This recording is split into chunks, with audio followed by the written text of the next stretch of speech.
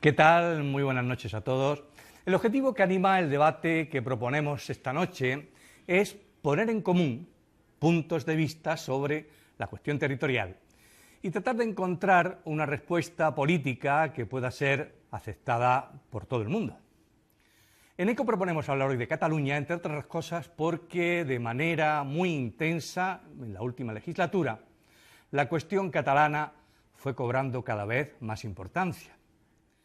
En estos momentos el gobierno catalán, acompañado por su mayoría parlamentaria, ha emprendido la senda de la llamada desconexión, un proceso cuyo fin anunciado es alcanzar la independencia.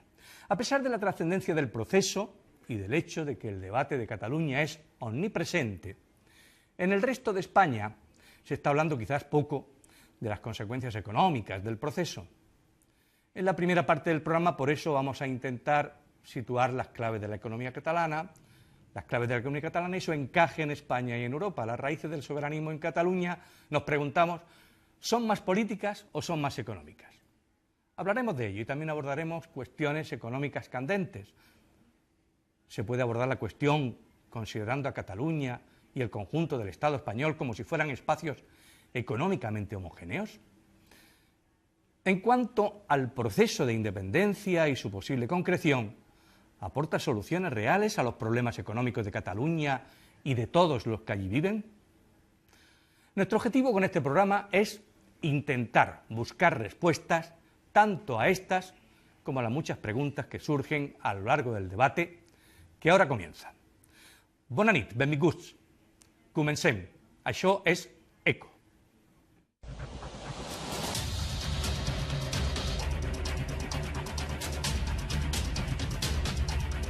Una balanza fiscal es un instrumento de información económica que hace explícitos los flujos fiscales de salida tales como impuestos, tasas y cotizaciones sociales y de entrada, gasto público, servicios, inversiones, transferencias que provoca la actividad presupuestaria de un gobierno en los distintos territorios sobre los que interviene. El saldo fiscal que se obtiene de esa balanza fiscal es la diferencia entre los ingresos y los gastos imputados a cada territorio. Si el saldo fiscal de un territorio es positivo, este será beneficiario de la actividad presupuestaria del gobierno. Si ese saldo es negativo, dicho territorio será contribuyente neto. La actividad presupuestaria de un gobierno siempre produce una redistribución económica entre territorios con saldo fiscal positivo y territorios con saldo negativo. Esto ocurre tanto si el gobierno lleva a cabo políticas con finalidad estrictamente territorial, por ejemplo, fomento del desarrollo de regiones menos favorecidas, o no territorial, ya que ese reparto depende principalmente de las disparidades existentes en la distribución territorial, de la capacidad fiscal, renta, riqueza y consumo de los residentes, así como de su capacidad de gasto, características sociodemográficas y costes de prestación de servicios públicos. Teniendo en cuenta esas disparidades, cualquier gobierno que pretenda garantizar la igualdad de trato entre todos los ciudadanos de un país, al margen de su lugar de residencia, de modo que ciudadanos con las mismas capacidades paguen los mismos tributos y personas con las mismas necesidades reciban las mismas prestaciones, provocará inevitablemente que unos territorios sean beneficiarios netos y otros sean contribuyentes netos, es decir, una redistribución territorial implícita. La intensidad de esa redistribución entre territorios dependerá de 4 factores. Las diferencias socioeconómicas entre las personas residentes, que determinarán su capacidad fiscal y su necesidad de gasto. El grado de progresividad del sistema tributario, el peso del gasto social y el tamaño del presupuesto. De este modo, mayores diferencias socioeconómicas, mayor progresividad fiscal, mayor gasto social y mayor tamaño presupuestario implicarán mayor redistribución interpersonal y entre territorios.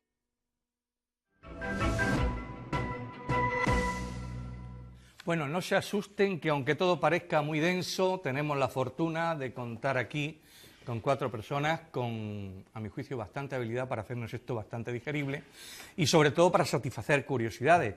Yo creo que es muy interesante abordar el tema de Cataluña y su situación económica en la actualidad Y por eso, pues de las 4 que tenemos aquí, si les parece, lo primero que hacemos es saludarlos. Tengo a María de Delás, que es directora editorial de Público. ¿Qué tal, María? Buenas noches. ¿Qué tal, Juan? Muchas gracias. Julián Pérez, que es profesor de Economía Aplicada de la Universidad Autónoma de Madrid. ¿No es eso? Eso es. Buenas noches. Bienvenido, muchas gracias por la amabilidad de estar aquí. Aina Vidal, en Comú Podem, diputada en el Congreso. ¿Cómo estamos? Muy bien. Gracias por acudir, muy amable. A vosotros. Y Joan Jurach, autor de un estupendo libro que está casi a punto de convertirse en un bestseller, a pesar de que en teoría el tema podría ser muy árido. Está escrito en común con el profesor Josep Borrell y el título es Las cuentas y los cuentos de la independencia. ¿No es eso? Exacto. ¿Qué tal? Muy buenas noches. Gracias por estar aquí también. Bien, abrimos el fuego ya, si les parece. Y en primer lugar, profesor Pérez, yo, si le parece, abrimos con una pregunta general en la que yo me plantearía si a su juicio hay o muchas diferencias, o cuáles son las diferencias más importantes entre cómo funciona la economía en Cataluña y cómo funciona en el resto del Estado español, si es que existe esa diferencia. Vamos a ver, realmente la diferencia es muy poquita, ¿no? Fundamentalmente yo diría que hay 2 aspectos que son los más diferenciadores. El primero de ellos es la especialización de la producción catalana. Evidentemente, Cataluña es, digamos, una de las grandes regiones industriales de nuestro país, con lo cual una gran parte de la industria está localizada allí y, por tanto, bueno, pues eso genera unos tipos de trabajo y unas, digamos, dinámicas de crecimiento un poco diferentes de otras economías, a lo mejor más dependientes, por ejemplo, del sector turístico. Yo diría que la primera diferencia es esa especialización sectorial. Y la segunda, pues estamos hablando de una región que es relativamente más rica que el resto. Es decir, estamos hablando de una región que tiene una renta per cápita pues casi de unos 5.000 euros mayor que la del resto del territorio. Entonces, bueno, pues esas 2 características yo creo que son las más diferenciales, ¿no? Ahora ya desarrollamos, es el primer minuto y es el turno de María de Delás. Yo no soy ningún especialista, no soy un conocedor de la estructura económica de Cataluña, ni tampoco de la de España, aunque la estudié en su tiempo, la de España más que la de Cataluña. Pero a mí lo que me parece es que lo que diferencia sobre todo la gestión económica en Cataluña, o los gestores económicos de Cataluña, de los de España, no es de las políticas económicas que se deciden en Cataluña, de las políticas económicas que se pueden decidir en España, las 2 muy limitadas, porque se ha cedido mucha soberanía. Lo que las diferencia no es tanto las líneas generales de política económica, que yo creo que están bastante de acuerdo los últimos gobiernos. Yo creo que ha habido la misma tendencia hacia los recortes en prestaciones sociales, la misma tendencia en privatización de bienes del sector público, que se ha privatizado aquello que era de todos, tanto en un lado como en el otro, y se ha hecho con el acuerdo de todos los gestores. Surgen diferencias a la hora de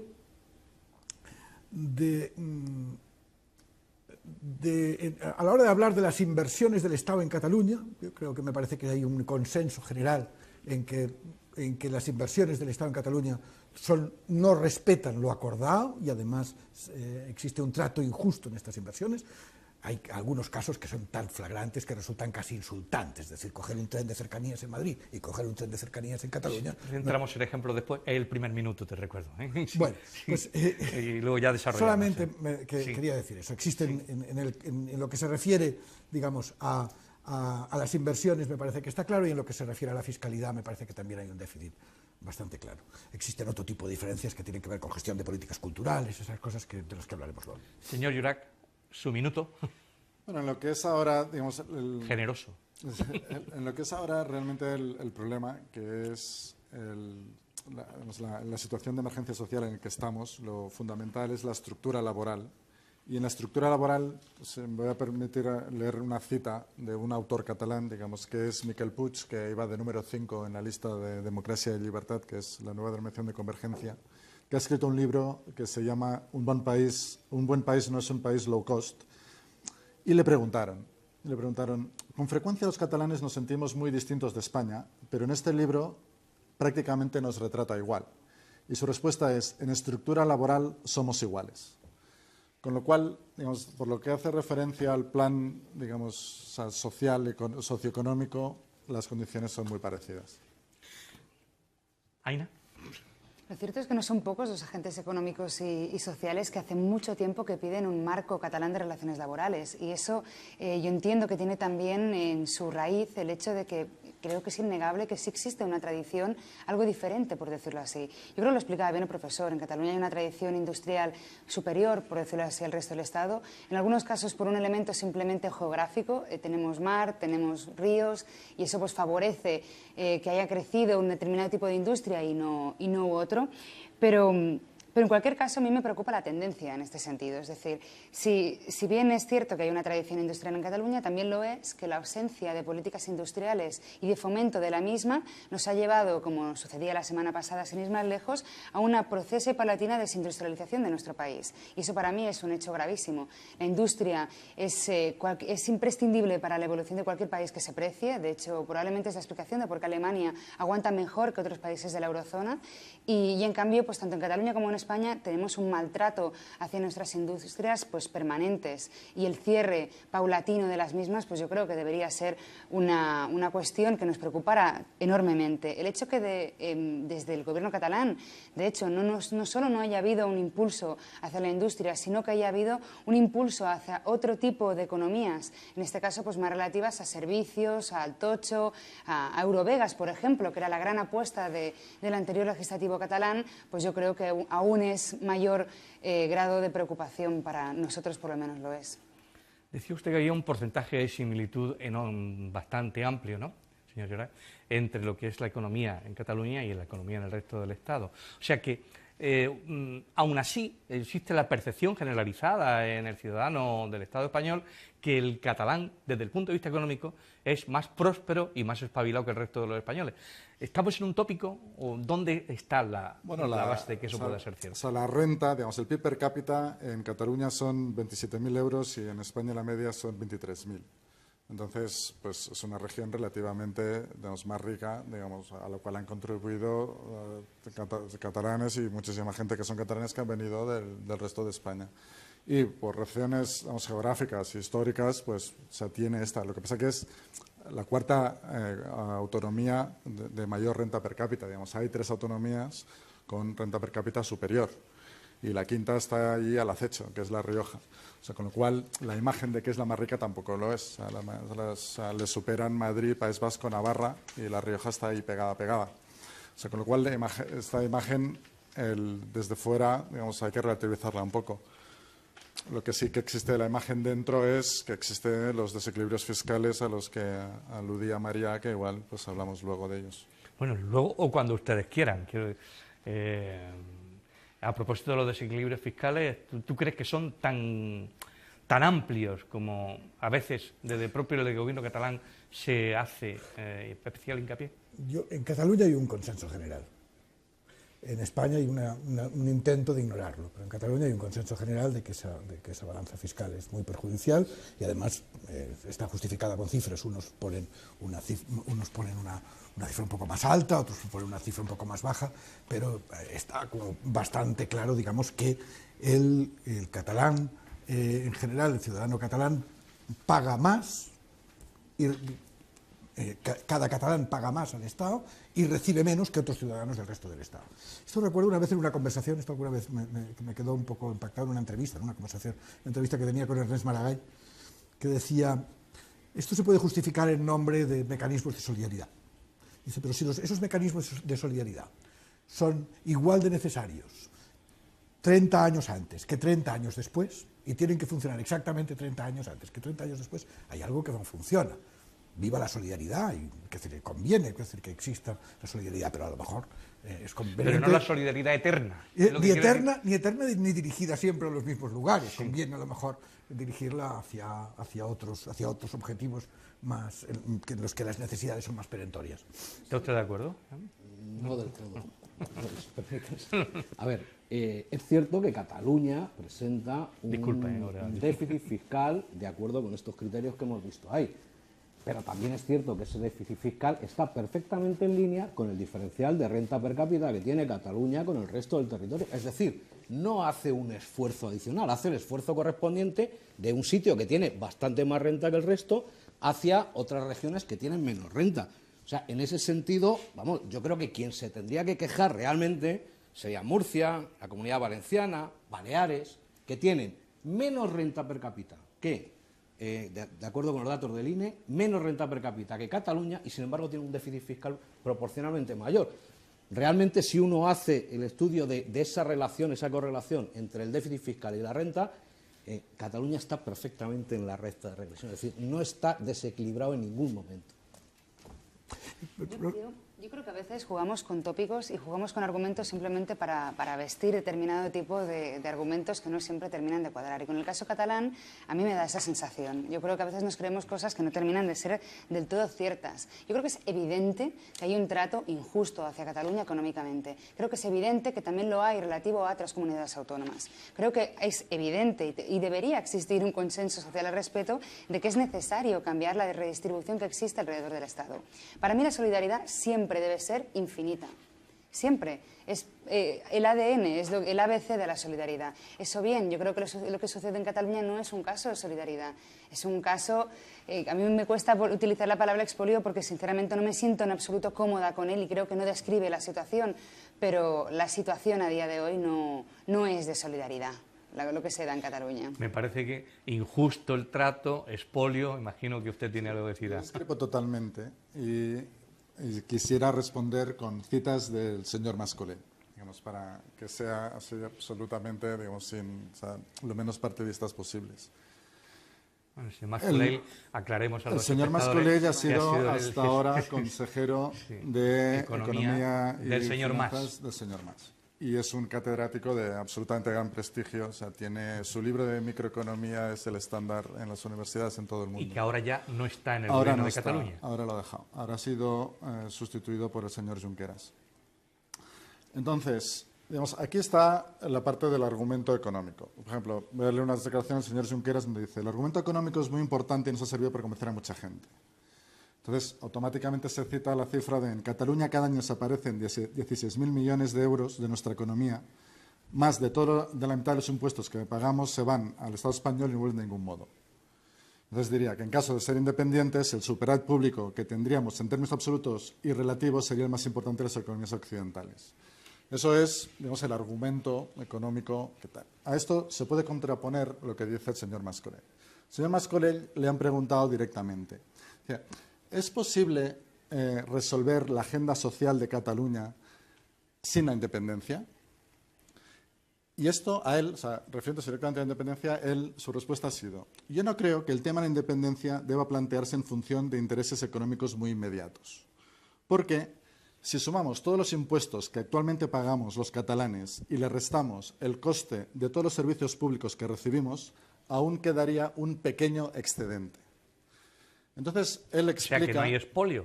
Claro, esto estoy leyendo lo que ha dicho... No, pero yo le pregunto por su opinión. Claro que no. O sea, pero yo le estoy... Pero, digamos, la palabra pequeño excedente es del señor Mascolell. O sea, no es mía. En una entrevista en el diario Ara. Entonces, ¿por qué está la imagen esta de que una Cataluña independiente automáticamente tendría estos 16.000 millones? Porque de manera errónea se identifica la balanza fiscal calculada de una manera determinada con el beneficio fiscal de la independencia, cuando de verdad no tiene nada que ver. O sea, son dos cosas totalmente distintas. O sea, no hay injusticia tampoco. Nosotros hemos hecho el cálculo en el libro, mirando lo que si Cataluña paga más de más. Pero el señor Mascolell en el año 2015 ha roto la tradición de publicar balanzas fiscales. En el año 2015, o sea, cada año se venía publicando la balanza fiscal de años atrás. En el 2015 el señor Mascolell no ha publicado ninguna. En cambio, lo que ha hecho por primera vez, como dice él que lo ha hecho por primera vez, ha dado él una visión, tal como lo dice él, ha hecho por primera vez una contabilidad global de los impuestos que pagan los catalanes a los 3 niveles de administración: al Estado, a la autonomía y a los ayuntamientos. Y le ha restado todos los servicios que reciben a cambio. Y entonces, con este ejercicio contable que él reconoce que ha hecho por primera vez y que se ha añadido como un anexo a los presupuestos de 2015, sale este pequeño excedente que él califica de pequeño excedente de 2.405 millones de euros. Además, además es cierto que el Estado se está endeudando con un déficit que algún día habrá que pagar. Pero el dinero que tendría Cataluña disponible, como ha dicho él, es un pequeño excedente. Si fuera 16.000 millones, el 8% del PIB, no utilizaría la palabra pequeño excedente. Sin ir tanto a las cifras, Aina. Perdona, pero había oído, me parecía que en cifras de la Generalitat era un 5,7% del PIB, no un 8%, de lo que decía la Generalitat, y que además hablaba de una cifra de unos 2.055 euros por catalán, digamos, de más de lo que recibe. Digamos, el déficit fiscal de cada catalán es de unos 2.000 y pico de euros, 2.000 poquito. Estas son mis cifras. Esa cifra de 2.500 corresponde a los 16.000 millones, que es el 8% no, 2.050, del PIB. no 2.500. Bueno, los 2.000 y pico, por catalán corresponden a los 16.000. Porque sumas, son 7 millones por 2.000, son los 14. Ahora, en la última planificación fiscal salían 15.000. Entonces es este número, por 7 millones y medio sale este número. Ese número corresponde a los 16, al cálculo de la balanza fiscal con el sistema, con el método monetario y neutralizado por los ingresos. Entonces, ¿qué significa eso? Solo un ejemplo. En ese cálculo asume que, por ejemplo, las embajadas que tiene España en todo el extranjero salen gratis a los catalanes. ¿Por qué? Porque como es un gasto que hace el Estado fuera del territorio catalán, en este método de cálculo no se cuenta. Y de ahí salen los 16.000. Yo había leído que sí, ¿eh? Yo había leído que sí, que se imputaba ejército, se imputaba asuntos exteriores, y que por lo tanto la parte correspondiente en el supuesto servicio que existía. Seguramente que debe saber más. En la cifra de los 16.000... Hablamos de números para no hablar de política, con todos mis respetos. Es decir, porque al fin y al cabo la cuestión de los ingresos y toda la política relativa a la fiscalidad no es una ciencia exacta. Al fin y al cabo es una cuestión de voluntades políticas. Uno puede aplicar unas políticas fiscales u otras. Y el gobierno catalán ha decidido, y lo cierto es que ante la transmisión de ciertos impuestos optó por eliminar el impuesto de sociedades, por reducir este tipo de impuestos y de ingresos al fin y al cabo, ¿no? Es una cuestión ideológica. Yo creo que eso es bastante importante también. Digo relativo a la cuestión de los ingresos, por lo menos. Julián había pedido la palabra. Sí, no, simplemente en línea con el tema de la balanza fiscal hay dos cosas muy claras. Una, cuando se habla de esos 16.000 millones, estamos hablando de datos de hace 5 años. Los que publican aquí la Comisión de Economía Catalana, que habla del 8,7% del PIB. Eso es primero del año 2009. Si uno mira los datos más actuales, 2012, eso ya se ha ido a un 4%. Y de acuerdo a lo que comentaba, pues el 2015 debe estar en 2.000 y pico. Es decir, primero, ese saldo se ha ido reduciendo bastante en los últimos años. Con lo cual, hombre, algo se habrá hecho. Es decir, si se ha ido amortiguando ese saldo, pues bueno, pues algo habrá ido cambiando. Pero es que además, el gran truco de esto es que dentro de esos 16.000 millones, dentro de ese 8,7%, es que prácticamente todo, es decir, 7,7 puntos, es lo que se llama la neutralización del déficit fiscal. Eso es un truco, es decir, como España globalmente tiene déficit, para que el saldo de unas comunidades a otras al final salga cero, hay que homogeneizar o el volumen total de ingresos o el volumen total de gastos. Dicho de otra forma, se computa un 7% de PIB de ingresos que no existen y que en un supuesto de secesión las autoridades económicas de Cataluña no tendrían ese dinero, no lo tendrían. Con lo cual, bueno, pues digamos, el beneficio fiscal que se obtendría en un escenario de secesión, desde mi punto de vista, luego con los datos más recientes, sería muy, muy moderado y tendríamos una serie de costes. ¿Quién saldría más perjudicado en caso de secesión que lo dice? ¿Cataluña o el resto de España?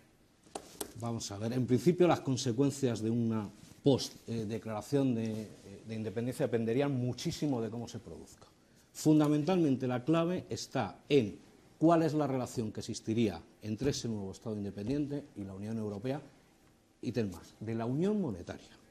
Es decir, la clave de todo esto es si un nuevo Estado, sale del área de moneda única.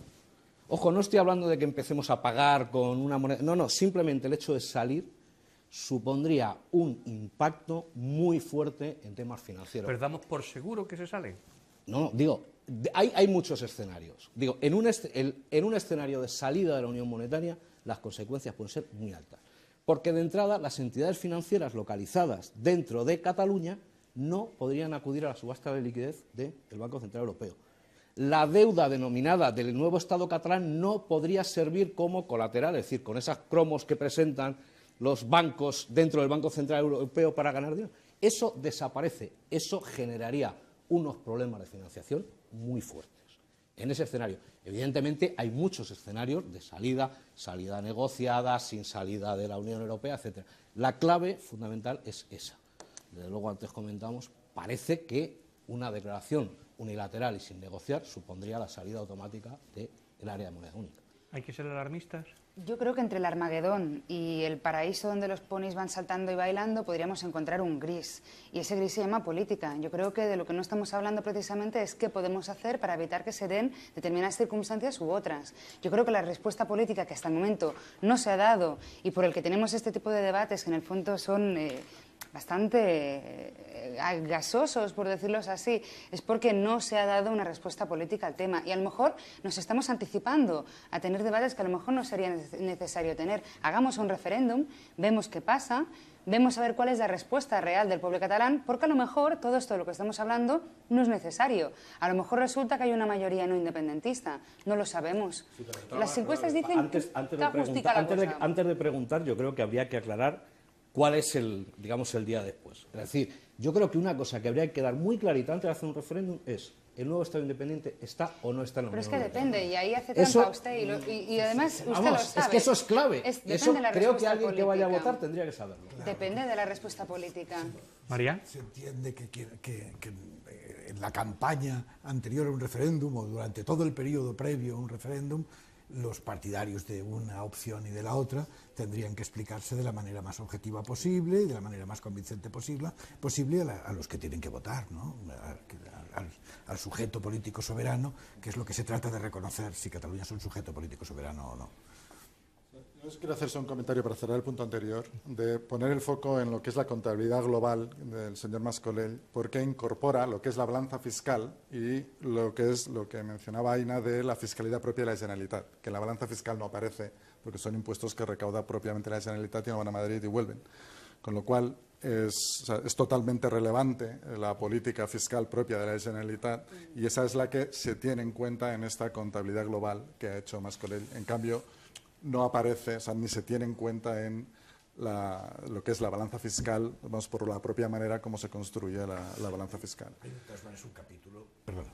Sí. Entonces, yendo a lo de la Unión Europea, pues en la Unión Europea, digamos, hay dos escuelas de pensamiento. Digamos, una es que seguro que nos mantendríamos dentro por muchas razones, pues somos contribuyentes netos, por todo lo que sea, y hay otra que asegura que nos iríamos. Entonces, incluso en Escocia este debate también era paralelo, digamos, los partidos de independencia decían que estaríamos dentro y la mayoría de analistas, incluida la BBC, decía que se saldría. Entonces, ¿qué podemos saber, digamos, qué podemos anticipar de otros casos parecidos? Un caso parecido es el que ocurrió en Quebec con la pertenencia o no que hubieran tenido en NAFTA, que viene a ser lo parecido. El embajador americano cuenta en un libro que en su momento que estaba el segundo referéndum en marcha, advirtió claramente en privado a los líderes independentistas que, desde luego, ellos clarísimamente no aceptarían a Quebec dentro de NAFTA, que los tendrían unos años fuera y que los términos de entrada serían totalmente distintos. Entonces, ¿por qué lo hizo? Esto respondía al interés nacional de los Estados Unidos en ese momento. ¿Cuál se puede anticipar aquí que sea el interés nacional de los países como Francia, Italia y Alemania? Estos tres países tienen regiones ricas con demandas identitarias y económicas parecidas a las catalanas, con la diferencia que en estos países están absolutamente, digamos, opuestos, o sea, no tienen el nivel de reconocimiento constitucional que tiene Cataluña dentro de España. Por ejemplo, este año el Véneto ha pedido un referéndum de independencia, o sea, y el Tribunal Constitucional italiano les ha dicho que no se puede celebrar porque es inconstitucional. En Francia, Alsacia se ha opuesto a la compactación que ha habido administrativa en el territorio. La respuesta de Valls era contundente. O sea, la respuesta de Valls ha sido solo porque se oponían a la compactación territorial. Valls respondió en el Parlamento, al diputado le dijo, oiga, dice, me sorprende que usted haya utilizado el concepto de pueblo alsaciano. No existe el pueblo alsaciano, solo existe un pueblo francés. ¿Por qué hace los paralelismos? Porque todos estos países, en Baviera pasa lo mismo. O sea, Baviera, el Parlamento bávaro, nunca ha ratificado la Constitución alemana. O sea, hay un sentimiento latente. Entonces, en ninguno de estos países los líderes tienen la conciencia de que el status quo actual es ideal, ni mucho menos. Pero ellos Cataluña. están en sus países. Ya, por eso digo, pero y en referido a Cataluña. Claro, entonces ellos no tienen ningún interés en sentar el precedente de que una región rica tiene una secesión gratis total. Entonces, si en un sitio de estos hay una gran mayoría que quisiera independencia, desde luego sería. Lo que pasa es que ellos asegurarían que no fuese gratis total. ¿Cómo lo pueden asegurar ahora mismo? Pues igual que planteaba Estados Unidos con Canadá, con unos años fuera de la Unión Europea. O sea que es una herramienta una amenaza técnicamente contemplable. Bueno, yo creo que responde a su interés nacional, como en el caso de Estados Unidos con Canadá. O sea, es algo que dicen nosotros sí. Esto sí es hablar de política, no hablar de economía, ¿no, Aina? Yo creo que es más bien la política del miedo permanente y la amenaza gratuitas, a menudo además. Yo creo que es evidente que cuando uno hace política puede pactar, y es evidente, ¿esto puede suceder? Sí, también podrían suceder otras cosas. Pero yo creo que es importante que las casas se construyan desde abajo, y desde abajo implica hacer un referéndum, preguntar al pueblo catalán qué es lo que quiere ser, y a partir de aquí abordar la cuestión. Creo que no debe por qué ser ni tan difícil ni tan complicado de entender. Yo creo que es muy sencillo, es necesario dar una respuesta y es necesario preguntar al pueblo catalán qué quiere ser. Iba María a hablar, ¿no? Si me dejas. Sí, por favor. Sí, a no ser que... hay un si no capítulo por la parte tomas. económica, perdón, que no hemos tratado, que más allá del déficit fiscal hay un capítulo de inversiones, que es lo que estaba antes diciendo. En el capítulo de inversiones resulta a veces insultante, es decir, para ir a Valencia, yo viajo bastante a Valencia, viajo bastante a Madrid, tardo menos de Barcelona a Madrid que de Barcelona a Valencia, porque en Valencia, entre otras cosas, llega a cierta altura y solamente una vía de tren y tiene que esperarse un tren que pase el otro. Es prácticamente tercermundista, es tonto, forma parte de esa cosa de la España radial a la que no se renuncia nunca, y todavía aparece una ministra diciendo no, antes de pensar en el eje mediterráneo hay que pensar a ver si los trenes pasan por Canfranc hacia Francia, y se entiende que es estrictamente algo que sale de las vísceras y no de la razón, ¿no? Este es un tema. El otro tema es entrando en el tema de la política, a mí me parece que Europa en el caso de que se produjera, digamos, de que una mayoría de catalanes optaran por la independencia, que no se sabe, como dice Aina, no se podría permitir, digamos,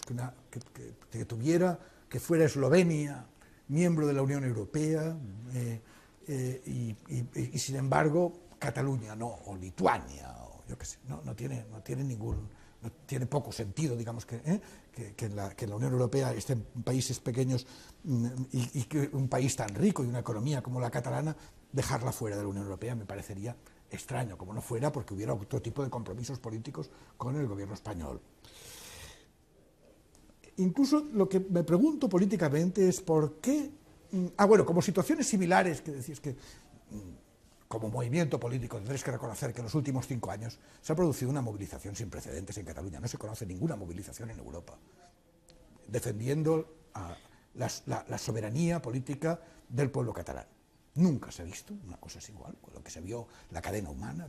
¿Imagináis en España que se produjera una cadena humana desde Galicia hasta Almería para cualquier reivindicación en la que todo el mundo se uniera a la misma hora, en el mismo momento? Que llamaría la atención en todo el mundo, como de hecho llamó, o la B baixa, la V, en la que se reunieron más de cerca de 2 millones de personas, nada más que todos ahí con el mismo colorcito, ¿sabes? En las imágenes. Es increíble, ¿no? Pero eso está en el terreno de las emociones, ¿no? Estamos en el terreno de la economía, ¿no? No es un problema de emociones, es un problema de movilización. Es un problema de si se pueden producir situaciones similares, digamos, el efecto contagio que se pueda producir en Europa. En Alsacia, ¿alguien se imagina al pueblo alsaciano, un tercio del pueblo alsaciano, o si es que existiera el pueblo alsaciano, manifestándose en favor de la independencia? independencia. Yo no me parece que sea imaginable, o no se ha visto así durante 5 años seguidos, además, que es lo que viene ocurriendo. Sí, lo que pienso es, perdón un momentito, Juan, ¿dónde está la hay una economía cosa en todo eso? Es lo que... Bueno, y una última cosa. Y si se quiere evitar desde el Estado español, hay una cosa que se preguntaba Artur Mas, que yo no es que tenga ninguna especial sintonía con el pensamiento de convergencia, pero si se quiere evitar eso, ¿por qué no se hace algún tipo de oferta? ¿Por qué? O incluso desde el PSOE, ¿por qué no se llena el federalismo de algún contenido y se dice, por ejemplo, no volveremos a meter las narices en la enseñanza catalana? No volveremos a meternos las narices en la política lingüística catalana. Nos comprometemos a llegar a un acuerdo en materia fiscal. Que se diga algo en relación a esto y a lo mejor el movimiento soberanista a lo mejor lo escucha. Pero si me permitís, como estamos en un programa fundamentalmente de economía, aunque yo comparto con Aina que la economía y la política están mucho más unidos y no hay política sin economía y viceversa, ¿no? Es verdad. Yo os lanzaría una pregunta a Julián, que lleva un ratito sin hablar, perdón, porque ahí se puede uno interrumpir cuando quiera, pues, como sabe, ¿no? ¿Qué reformas se tendrían que hacer en la economía catalana en estos momentos para adecuarse a cómo podría ser el mejor futuro, tanto para ellos como si en un momento dado existiera también la posibilidad de una España federal? Sí, vamos a ver.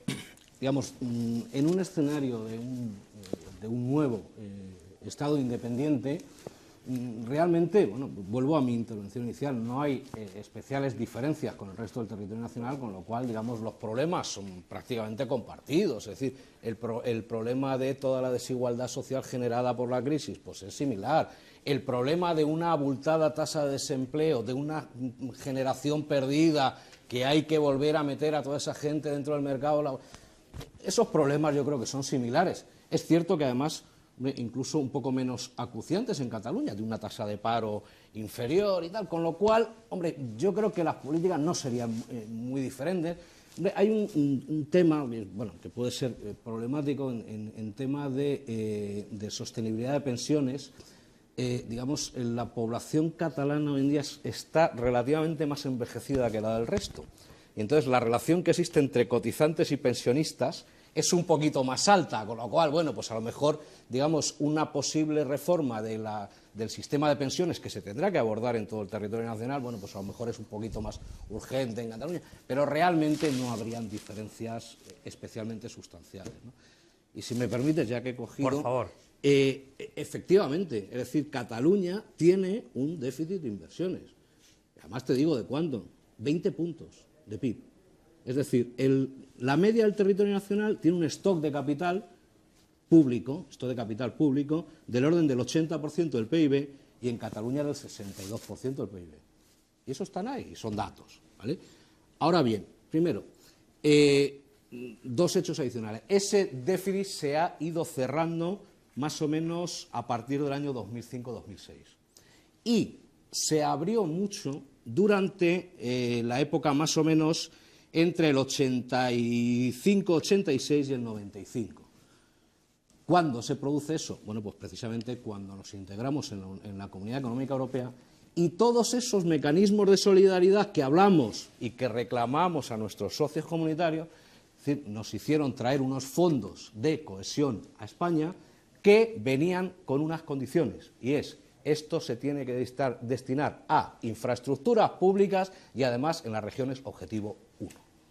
Es decir, y además como era una inversión que había que cofinanciar y si no, no tenías inversión, es decir, para que nos pudieran dar 100 millones de euros desde la Unión Europea, España tenía que poner otros 100. Es decir, teníamos que poner el mismo dinero desde el presupuesto español, pero además, digamos, fijado desde Europa dónde se tenía que hacer. Con lo cual, eso condicionó que en un momento dado determinadas infraestructuras se focalizaran en una serie de regiones objetivo tipo 1. También es cierto que eso no significa que cuando tú haces una infraestructura en una región tipo 1, nosotros hemos hecho varios estudios de eso, al final la riqueza que se termina generando se produce un efecto de distribución y una gran parte terminaba en Cataluña y en Madrid.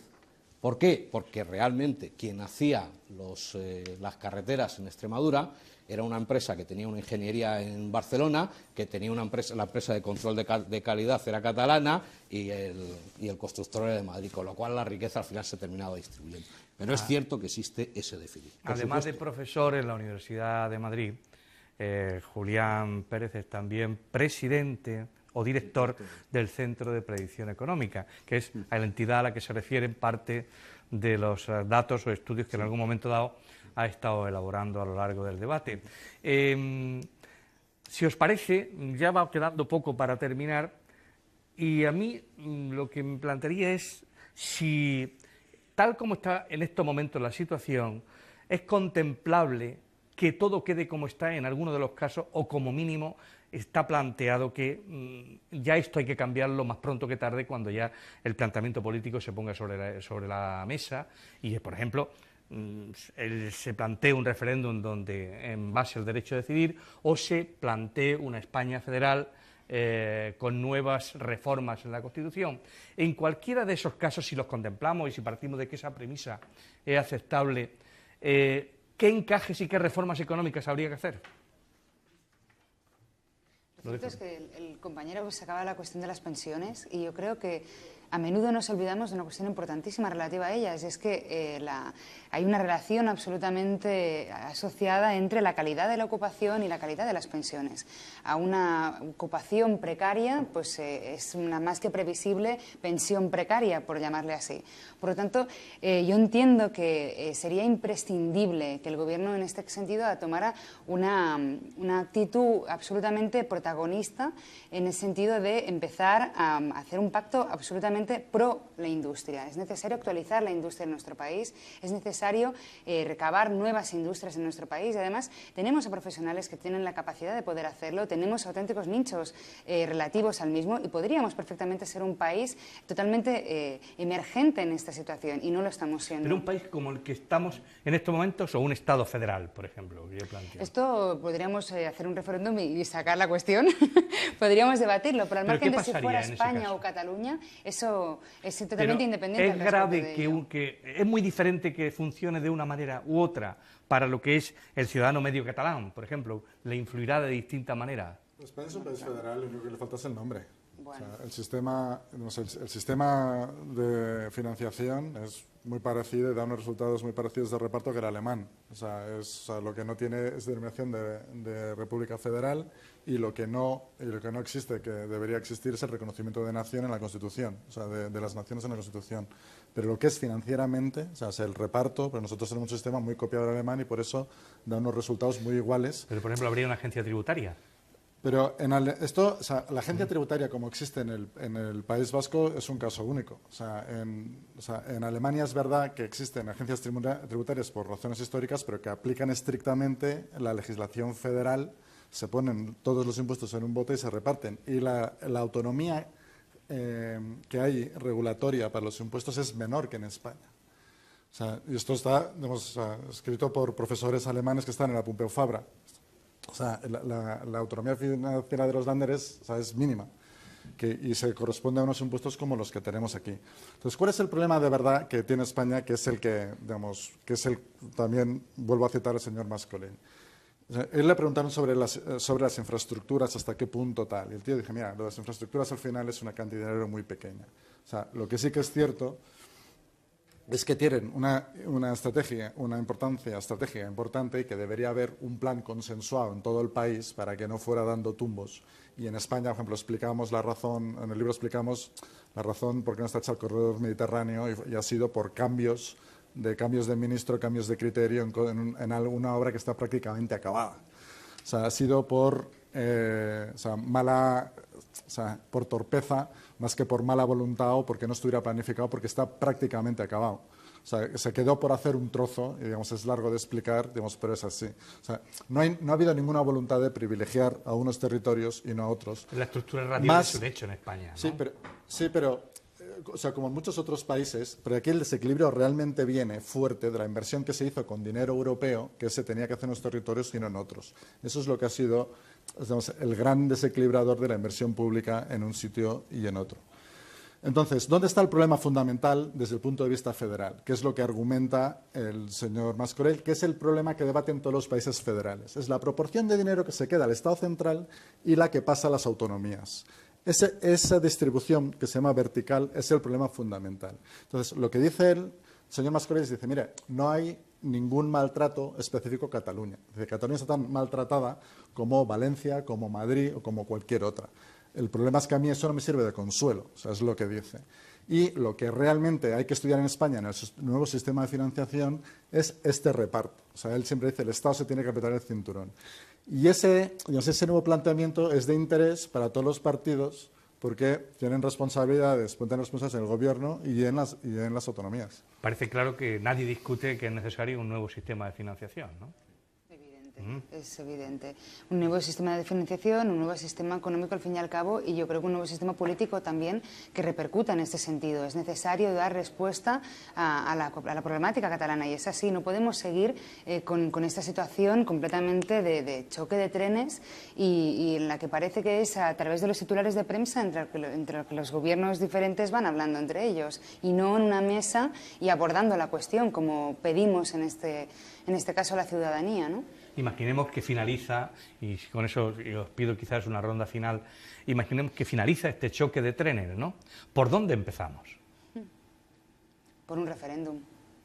Hace falta empezar por un referéndum, porque a lo mejor ni siquiera todos los debates que estamos teniendo, a lo mejor son realmente sobreros, por decirlo así. Es necesario que nos pregunten, es necesario que haya una pregunta al respecto, que la población catalana diga qué quiere ser y cómo se quiere organizar en el Estado. Y a partir de aquí, hablemos lo que haga falta para ver, determinando de esa respuesta, si tiene que haber un encaje diferente o no.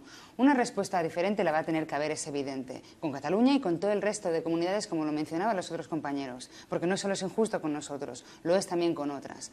Pero el problema catalán no es solo una cuestión económica, tiene mucho más que eso. Lo que pasa es que no es solo económica, pero sí es fundamentalmente o de una manera por encima de cualquier otra, económica también, ¿no? Sí, por encima, el tema de las infraestructuras, perdona un momentito de capítulo, ¿no? Aunque estemos en lo final. En el tema de las infraestructuras me falta conocimiento sobre el tema, pero fue muy racional, ¿no? Digamos que la conexión del AVE con Francia, pongamos por caso, fuera en el 2012. Cuando estaba era finalista, la inversión era finalista, pero donde podía ser más útil una inversión tan carísima como se está haciendo primero en los sitios donde hay menos tráfico de pasajeros y donde hay menos y la que llegó para conectar con Europa hasta el 2012. Hasta el 2012 fui yo a cubrir informativamente la llegada del AVE a Figueras. No tiene poco sentido. Digamos, si Europa se comportó de esta manera, algo funciona mal en las relaciones con Europa. Se ha dicho que tiene valor estratégico, pero que en valor económico no es tanto. Yo he dicho que la planificación ha sido... O sea, caramba, qué error, qué pequeño error hay en el transporte, en el corredor del Mediterráneo, el transporte ferroviario entre Barcelona y Valencia.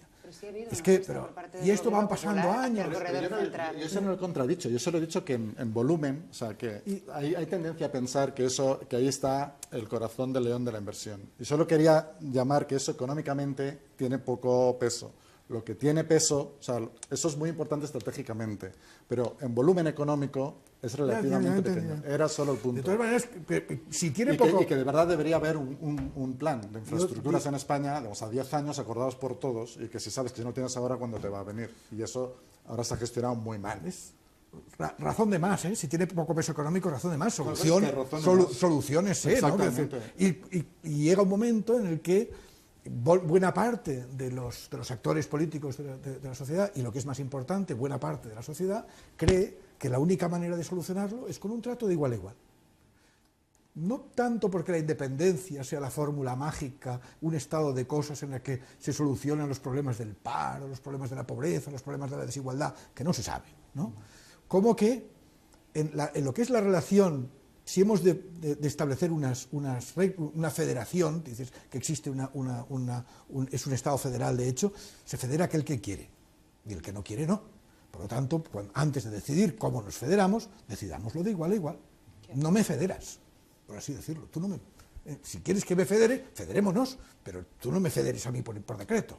Sí, yo lo puedo compartir, pero no es el status quo de los países europeos hoy día, que es el que Europa está defendiendo. O sea, yo lo puedo defender, pero digamos, Alemania no quiere ni pensar en volver para atrás. Es que no tienen ese problema. No, es que no lo los podemos... tiene. O sea, aquí está en estado de maduración distinto. Tienen, o sea, gente muy relevante del partido que manda en Baviera desde siempre saca un libro planteando el tema. En Baviera, en el Véneto, el presidente de la región dice: el debate catalán es nuestro debate, y ha pedido el referéndum de independencia. O sea, que no haya una movilización masiva no quiere decir que los líderes europeos no perciban la misma manera de dinámica, aunque sea en un estado anterior. O sea, solo quería decir esto. O sea, no quiero decir que haya una amenaza, no quiero decir, yo digo que es lo que probablemente piensen, como por ejemplo, que las salidas probables, por ejemplo, lo reconocía Xavier Domènech en su libro de Hegemonías, o sea, que la salida de la Unión Europea es probable. No hay voluntad aquí de defender una postura, es solo una voluntad descriptiva. Yo sí quería hacer el comentario último del que yo creo que sí que tiene que haber una apuesta en Cataluña y en toda España, digamos, por el cambio de modelo productivo, y eso, con diferencia, la manera que hay que hacer es con una mejora radical del sistema educativo. O sea, es muy difícil que el gobierno, que los gobiernos acierten impulsando determinados sectores de la economía. Casi nunca aciertan. O sea, históricamente casi nunca han acertado. Donde sí que han acertado, y los países que realmente tiran para arriba, son los países donde se invierte en educación. Y España y Cataluña, que tiene ratios muy similares, ahora tiene unas estadísticas, tanto por lo que es fracaso escolar como porcentaje de estudiantes con excelencia, muy distintos de los países a los cuales aspiramos a ser. Tanto para la educación como para la calidad de vida del ciudadano en general, el ciudadano catalán y el ciudadano del resto de España, a su juicio, Julián, ¿cuál sería el mejor escenario posible a corto plazo, tanto en Cataluña como en toda España? Yo, a lo mejor voy a decir una burrada, pero los Estados Unidos de Europa. Sinceramente, o sea, ahora estamos para, de verdad, crear los Estados Unidos de Europa. De verdad, con todas estas políticas, con las políticas industriales alemanas, con las políticas educativas suecas. Hombre, pues a lo mejor si nos parecemos un poquito más entre todos y en lugar de pensar en pequeñito, pensamos un poquito más abierto, pues seguramente económicamente y por tanto en renta de los ciudadanos nos irá mejor, porque yo creo que en economía, como en otras muchas cosas, el tamaño sí que importa, al menos y poco. ¿Alguna otra observación por vuestra parte? No, yo estoy totalmente de acuerdo en lo de los Estados Unidos de Europa. A mí personalmente me parece una idea bonita. Hay dos temas. Uno, Europa tiene que democratizar sus instituciones. Si no democratiza sus instituciones, es probable que existen fuerzas centrífugas que no les apetezca tanto. Y dos, incluso en el escenario más cercano, en el Tratado de Maastricht, había un principio que se parecía sagrado, que luego con Lisboa me parece que se olvidó, que es el principio de subsidiariedad. Aquello que se puede decidir en una instancia más pequeña, no se tiene que decidir en una instancia mayor. Y esto conforma a mucha gente. Sí, sin duda. Por tu parte, Aina. Yo personalmente siempre me he sentido mucho más cómoda en el nombre de la Europa de los pueblos, por decirlo así, pero entiendo el contenido que le dais y sin duda estoy de acuerdo con vosotros. Yo creo que uno de los elementos más importantes probablemente abordar en esta posible Europa-Estados Unidos, Europa de los pueblos, o como lo quisiéramos llamar, sin duda sería la cuestión fiscal, puesto que a día de hoy el hecho de que haya una fiscalidad totalmente diferente en cada uno de los estados y el dumping que se está produciendo, pues es un drama. Lo cierto es que es un problema muy grande. Y el hecho de que pudiéramos abordar en este sentido una fiscalidad única, por decirlo así, yo creo que sería una oportunidad, sin duda. Entonces vamos a una fiscalidad común, no a diferenciarnos fiscalmente. Efectivamente. Pero mientras esperamos, digamos, pero van a pasar muchos años en que sea políticamente ya viable que un político alemán venda que tiene que mutualizar, por ejemplo, la deuda o las pensiones con nosotros, o sea, con el sur de Europa. Eso va a pasar mucho tiempo. Y, entre tanto, el gobierno que ahora está en España tiene la difícil papeleta de sentar las bases del cambio de modelo productivo, que no lo estamos haciendo, de atender a la extrema agenda de urgencia social, digamos, que ahora en España, entre otras cosas, las cuentas públicas están mejorando porque hay mucha gente que está quedando sin prestación. Y eso va a generar unas nuevas necesidades que hay que atender, digamos, que es brutal. Y al mismo tiempo hay que, de la manera que sea, cumplir con los compromisos que tenemos con Europa para que nos podamos seguir financiando barato. Entonces, cumplir con todo esto no es una papeleta nada fácil para el nuevo gobierno. Pues no saben lo que les agradezco, tanto su amabilidad como lo interesante que han sido los puntos que hemos ido desgranando a lo largo del debate. Europa está ahí detrás. Europa está ahí detrás y, como siempre terminamos, recomendamos algún acontecimiento, alguna reunión, algún encuentro, algún acto cultural o social o económico. El de esta semana tiene que ver con Europa también. Les vamos a recomendar que si pueden pasarse por el Matadero en Madrid, el Gazpi, este fin de semana, 2 días, 19, 20 y 21, pues vamos a tener allí un encuentro internacional con Varoufakis a la cabeza, presentando lo que se ha dado en conocer como el Plan B para Europa.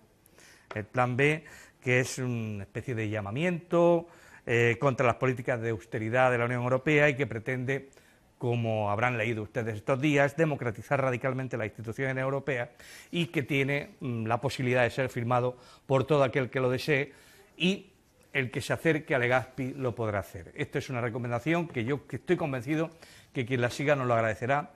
Y también queremos terminar recordando, por ejemplo, agradeciendo, porque no lo hicimos en el anterior programa, a la Fundación Hogar del Empleado, toda la colaboración en torno a una entrevista que emitimos, recordarán, muy interesante, con Owen Jones.